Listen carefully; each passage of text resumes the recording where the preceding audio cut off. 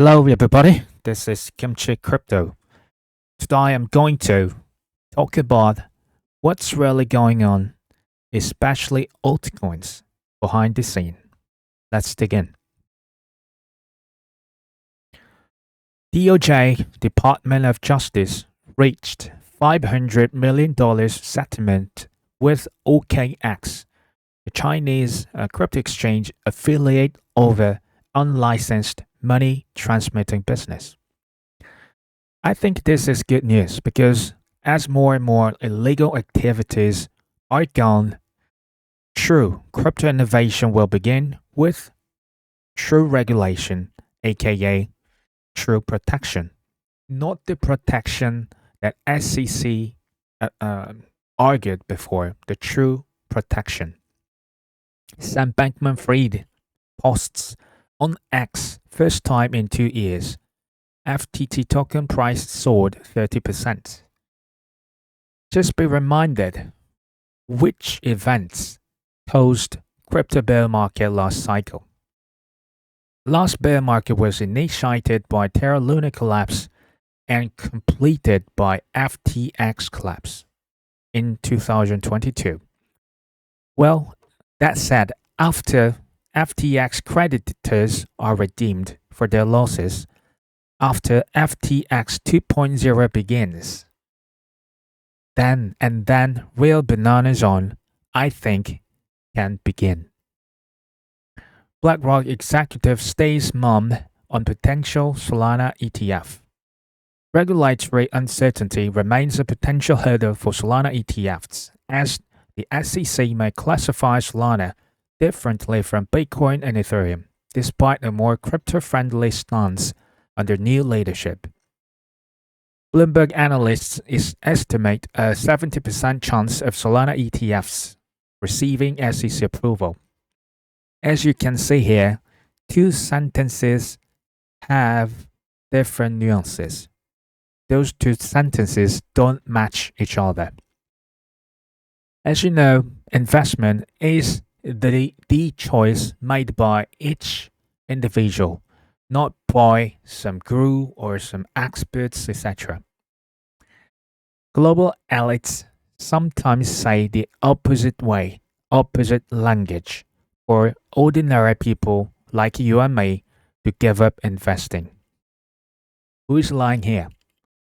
Well, Franklin Templeton, as well as Bitwise, Grayscale, 21 Shares, those companies already applied for Solana Spot ETF, whereas BlackRock didn't apply for Solana Spot ETF yet.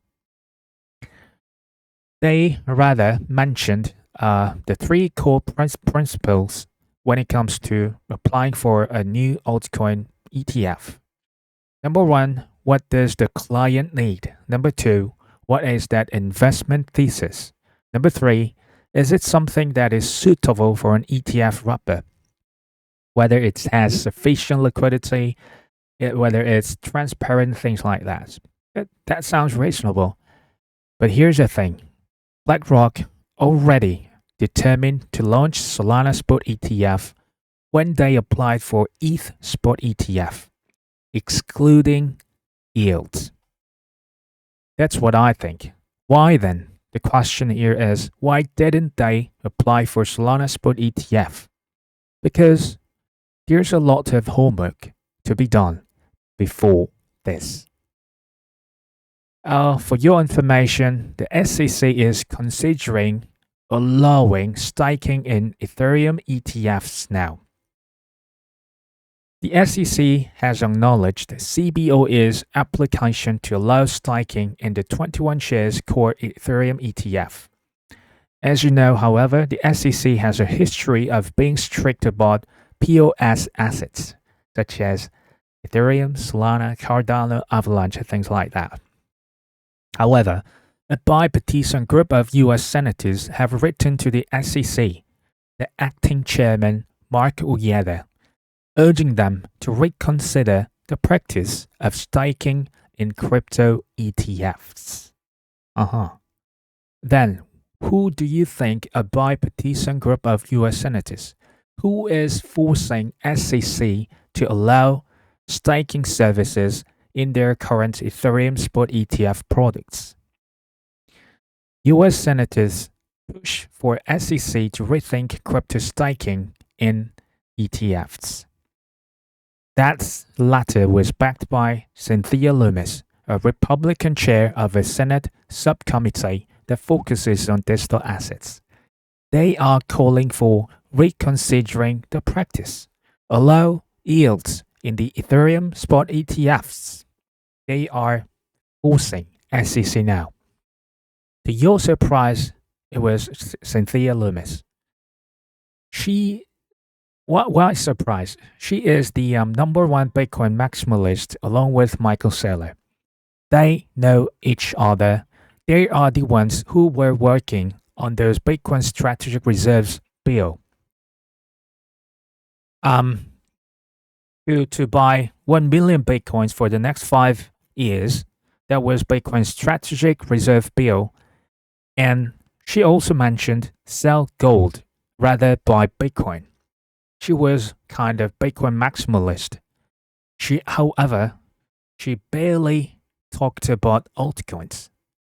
She only talked about Bitcoin until recently. The Senate Banking Subcommittee on Digital Assets. And there comes Senator Cynthia Lummis in the center. But it's pretty surprising to see that it was not about just Bitcoin. It was about digital assets. The term has been changed. Senator Cynthia Lummis launched digital assets team within Senate Banking Subcommittee. What converted her from being a Bitcoin maximalist to altcoiners? Digital assets with market cap above $7,500 billion that can be included in the balance sheet of each state in the United States and of the Federal Reserve later on. For your information, I think Trump, Elon Musk, Gary Gensler, Cynthia Lummis, Michael Saylor, they are all actors hired by directors. And Crypto Move is directed by lobbyists, aka global elites, aka Wall Street giants. For sure, seemingly, it should be Coinbase, Ripple, Circle, A16Z, blah blah. But behind the scene, Wall Street giants, they are pushing US regulators to include yields in their Ethereum spot ETF products. Actually, it's not only for Ethereum, but later on, they are paving the way for Solana, Cardano, Avalanche, and index funds, POS funds, smart contract funds, layer 2s, layer 0s, layer 1s, because institutional investors, they love yields. This whole process, I called it homework, and this needs to be done before BlackRock applies for Solana spot ETF. As you know, what took place before Bitcoin spot ETF was approved? SEC's Twitter account was hacked, and fake news about BlackRock spot ETF was announced in the Coin Telegraph. When before the ETH spot ETF was approved, SEC investigated consensus with a lot of thirds. Ethereum is different from Bitcoin. Ethereum ETF is not likely to be approved. It was pretty strong third back then. Now it's third time for major altcoins like XRP, Solana, Cardano, and Dogecoin. Well, one of the best roles, this quote is from Jim Rogers. One of the best roles anybody can learn about investing is to do nothing.